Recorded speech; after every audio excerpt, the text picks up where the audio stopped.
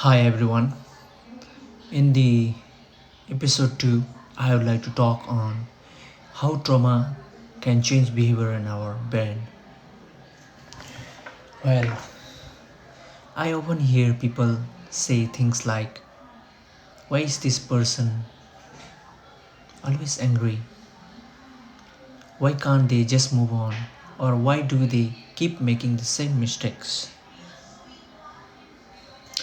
Today, I want to share something that can completely change the way we understand human behavior. Many behaviors that we judge are not sign of weaknesses, my friends. They are often the sign of survival. Trauma is not only about experiencing a major accident, war, or abuse. Trauma is any experiences that overwhelms a person's ability to cope, bounce back, be resilient. It may come from childhood neglect, bullying, domestic violence, and also losing a loved ones, and also when someone repeatedly criticize or living in a constant fear are some of the examples. Well, our brain is designed to protect us. When you face danger, the brain reacts within milliseconds. The survival part of the brain becomes highly active before the thinking part of the brain has time to analyze the situation. This is why people may freeze, fight, or run away automatically. The fight or flight response. It is not a conscious decision. It is the brain trying to keep them alive. We really need to understand this. Now imagine someone who has experienced trauma repeatedly, not only once. There are parts of the brain begins to expect danger even when there is no real threat. A loud voice may feel like an abuse. A simple disagreement may feel like rejection. Someone standing too close may trigger panic. To others, this reaction may seem exaggerated. But to the person's brain, the danger feels completely real.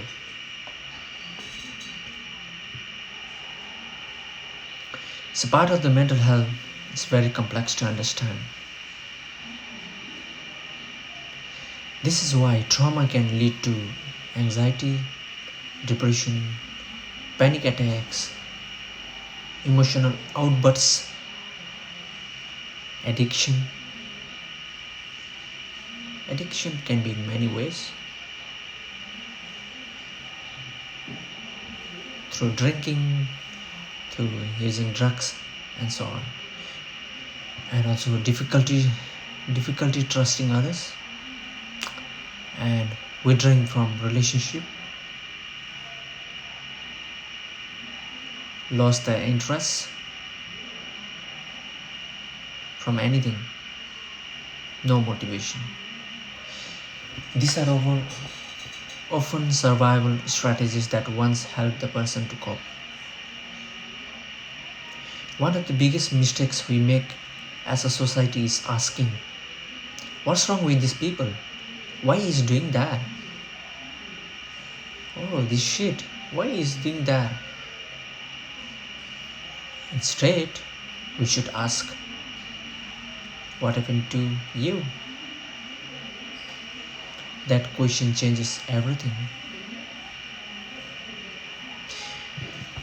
As a psychologist or educators, or if you as a families or a friends or leader or anyone you work in, understanding trauma helps us replace judgment with compassion.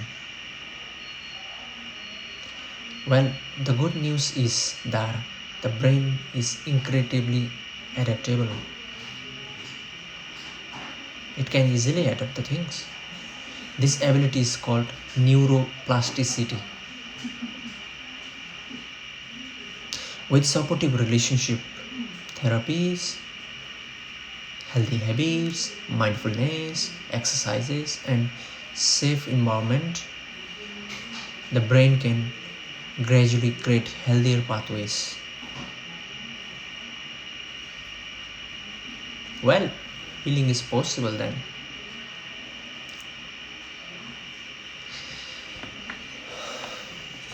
Recovery means the traumatic experiences no longer controls your thoughts,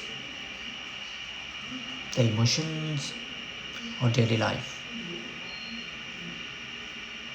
If you know someone who seems angry all the time, emotionally distant, emotionally overwhelmed, overly sensitive,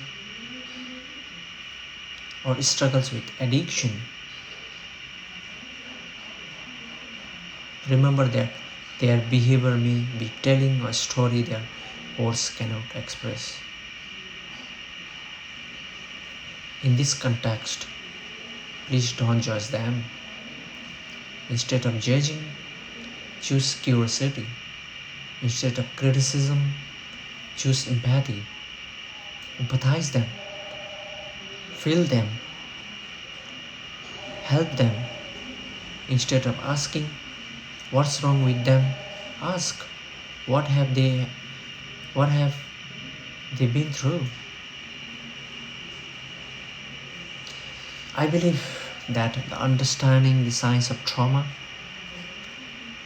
helps us become kinder parents, kinder partners, better parents, more compassionate friends, and stronger communities.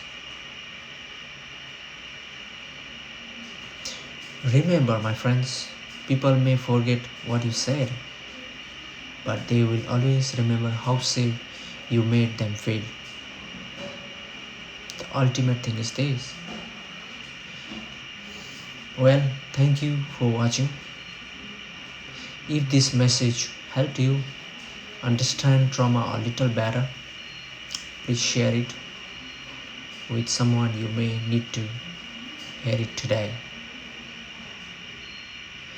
Let's create or let's foster a world where healing begins with understanding rather than judgment. Thank you.